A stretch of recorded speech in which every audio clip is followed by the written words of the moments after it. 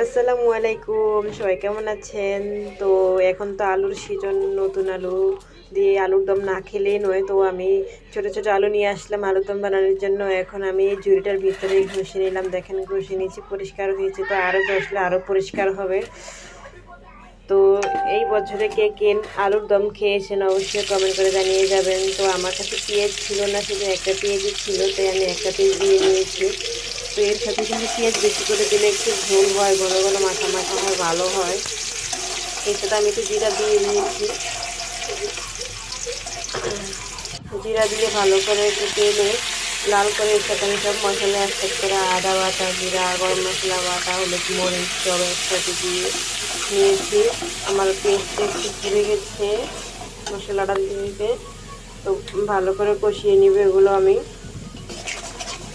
কষানো হয়ে গেলে আমি হালকা এর ভিতরে দিয়ে একটা ম্যাগি মশলা দিয়ে দেবো। এই ম্যাগি মশলাটা যদি আপনি আলুর দমের ভিতরে দিতে পারেন তাহলে কিন্তু আলুর দমটা খেতে ভীষণ ভালো লাগে। তো আমি একটা ম্যাগি মশলা দিয়ে নিলাম। তো আমি যে কোনো তরকারিতে ম্যাগি মশলা ইউজ করি না, শুধু নুডলসে ইউজ করি। তো আজকে প্রথম আমি আলুর দমে ইউজ করলাম। তো আমার কষানো হয়ে গেছে, আমি আলুগুলো দিয়ে দিলাম। আলুগুলো দিয়ে ভালো করে নেড়ে চেড়ে আমি হালকা করে কিছুক্ষণ কষিয়ে নিব। আসলে আলুর দম খেতে কিন্তু ভীষণ ভালো লাগে, তাই না? নতুন আলুটাই কিন্তু অনেক মজা হয়। তো আমার পছন্দ হয়ে গেছে প্রায়।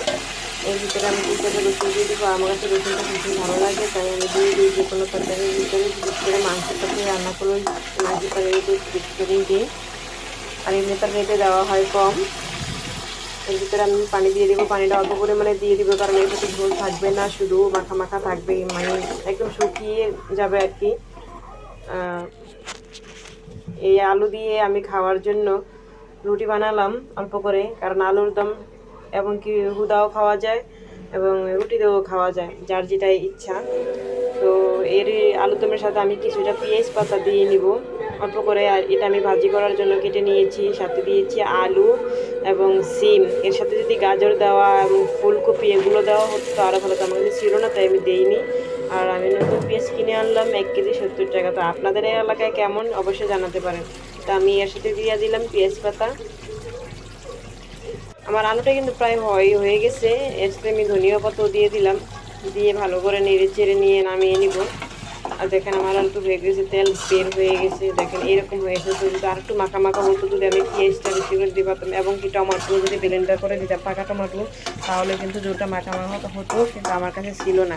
আপনারা কেমন আছেন? সবাই ভালো থাকবেন।